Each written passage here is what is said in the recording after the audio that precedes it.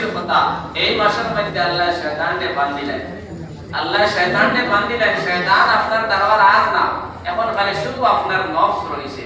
এই নফসের লগে যদি আপনি মোকাবিলা করিয়া যায়, নফসের চাহত উল্টা চলিয়া যায়, তাহলে এই রোজা মাসের পরে আপনি আল্লাহর মায়া হয়ে যাইবা।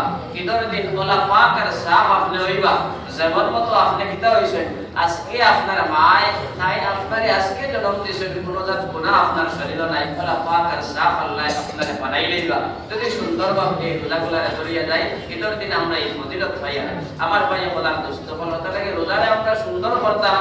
আর নবী যে ফরমায়েন যে নফস আপনার লগে রয়ে গেছে, এটা বহুত বড় দুশমন, বড় এক জিহাদ থেকে নবীজি করিয়া আইতা। সাহাবায়ে কেরাম যখন রক্ত পড়ে, ও নবীজি কইরা রাজানা ইলা জিহাদিল আসগর ইলাল আকবার, আমরা ছোট জিহাদ থেকে করিয়া আইয়া বড় জিহাদের মধ্যে। সাহাবায়ে কেরাম কইলা ইনো তো গরম হইল, আপনার যুদ্ধ হইল, মোকাবিলা হইল, রক্ত পড়ে, আল্লাহর রাসূল থেকে বড় জিহাদ খাতা যাইয়া না, এর থেকে বড় জিহাদ হইল তোমার ঘর ওখান, তোমার বাড়ি ওখান, তোমার নফসের লগে জিহাদ করিয়া তুমি যদি মসজিদের লগে সম্পর্ক লাগাইয়া রাখতে পারো, আল্লাহ আল্লাহ রাসূলের লগে সম্পর্ক লাগাইয়া রাখতে পারো, সব থেকে বড় জিহাদ।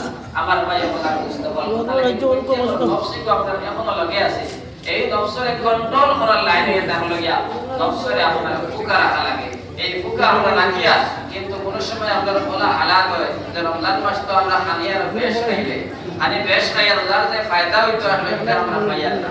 তাহলে কি খেয়াল রাখবো, আল্লাহ যে মকসুদে রোজারে ফরজ বানাইছে, আপনারে আমারে পরহেজগার বানাইবার লাগে।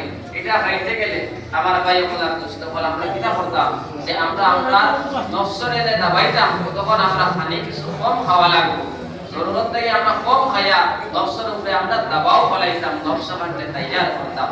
দেখুন রোজার ফজিলত ফরমাইতা ওই এক টাইমে আল্লাহর এক বান্দায় রোজা রাখছে, রোজা রাখিয়া তার মসজিদের বারান্দা ঢুকে এই সময় আপনার শয়তান কিটা আছে সাড়া আসে, আর মানুষে কিতা বলরা আরে এক বান্দার ভিতরে নামাজ পড়িতা।